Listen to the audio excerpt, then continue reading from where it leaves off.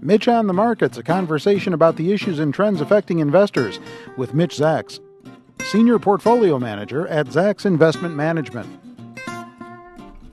Our regular weekly get-together with Mitch Zacks, Senior Portfolio Manager at Zacks Investment Management, and we really appreciate Mitch's time, having him come here every week and sit down and kick these markets around with us. Mitch, I guess the most obvious question right off the bat, is this a bear market, technically speaking? Well, there is a definition of a bear market, which is basically a 20% pullback from a peak.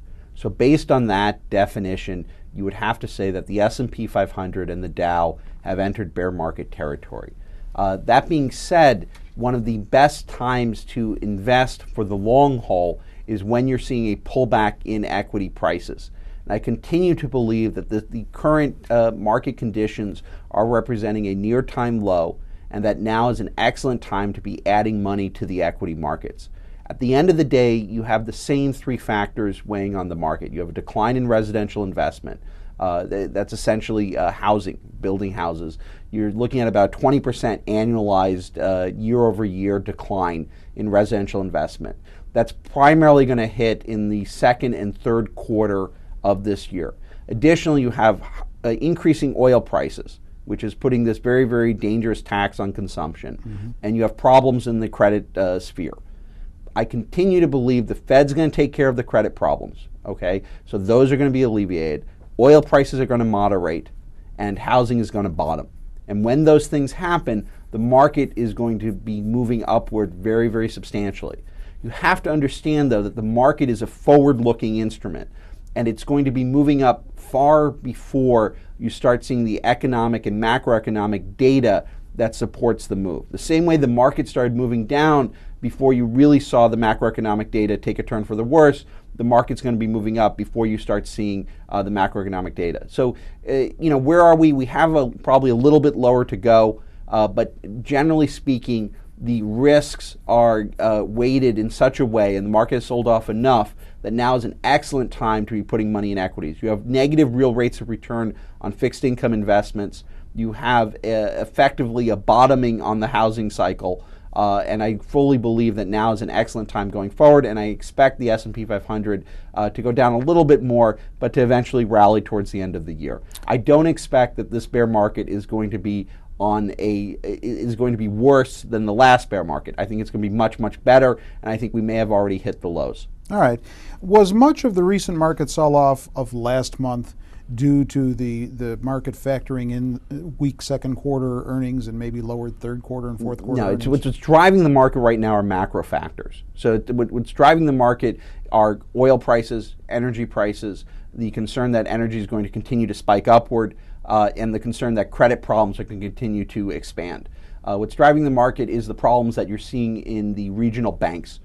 Regional banks, they loaned out a lot of money to construction. People build condos, constructions, houses, things of that sort. They're going to have defaults on some of those loans. And the concern is that as those defaults eat into their capital base, they're going to effectively pull back on their lending to corporations and to smaller companies that really depend on the bank loan side of things to finance growth effectively. Most larger companies like GE and things of that sort have broader access to the capital markets. Most small companies, most non-public companies, when they want to grow their plant, they turn to the bank and they say, listen, you should give us an asset-based loan based on this equipment that we're going to be purchasing. And the concern is that the problems in the credit sphere, because of the decrease in housing prices, is going to affect a clampdown in lending. And you have seen some pullback in lending, but this is par for the course for the economy. And in these periods when you do see issues with banks, it's actually a very, very good time to be buying the market. It's very, very important to understand there's not a credit crunch going on. If there's a credit crunch going on, what you see going on is you don't see capital available to be invested in these financial institutions. And that's not what we're seeing at all. The world is awash in capital. In fact, there's maybe too much capital and not enough opportunities. And the result of having too much capital and not enough opportunities is pushing down potential returns and causing people to find and put money into commodity space where they really shouldn't be looking. But generally speaking, you have a slowdown in the corporate lending arena, which the danger is it's going to weigh on the economy. What's helping the economy stay out of a recession, it's a bear market is determined by the 20% pullback, but it's not a recession yet. It's determined by the quarter-to-quarter growth rates. And what's helping it stay out of a recession is the fiscal stimulus and the Fed's ability to address this credit crisis. Well, the Fed says that it may give banks more time to access emergency funds. What kind of an issue is this for the stock market? Important one?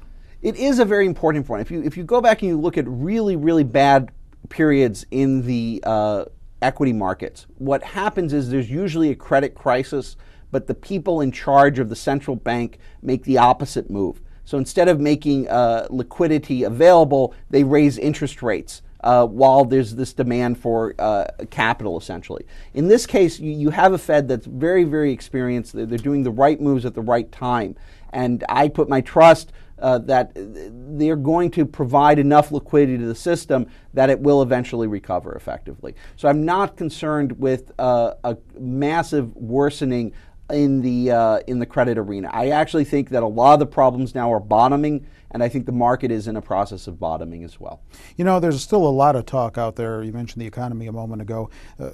Stagflation, inflation. Right. Some people say we don't have the typical stagflation. They refer to it as stagflation light. Right. The question, though, is until the Fed gets this stagflation conversation or argument squared away, is that what's prohibiting the market from turning upward and sustaining upward momentum? What's prohibiting the market is these three factors. You have to ask yourself, are these factors, the oil prices, the credit crisis, and the decline in residential investment, going to get better or worse over the next 2 years, the next 9 months, the next 6 months? They're going to get better. As they get better, the market's going to be heading higher. This issue of stagflation, we're in a stagflation environment. Outside, if you look at core inflation, excluding food and energy, and people will say, well, why are you excluding food and energy? Because they tend to be less volatile over time. You don't see very, very strong inflationary pressures. You see inflationary pressures on oil, but you see things such as apparel, electronics goods, a lot of capital equipment actually declining in price due to globalization and due to external competition, and also due to an increase in information technology. So we're not, in fact, seeing the same inflationary pressures that we saw in the 70s. Here's what's happening. The economy's slowing. There's some issues on the credit side. Oil prices have spiked up a little bit. Markets sold off a little bit. It's par for the course. You stay the course. You stay invested. You look to the long haul, and you look over a 2 to 5 year period, and the market will be substantially higher than it is currently.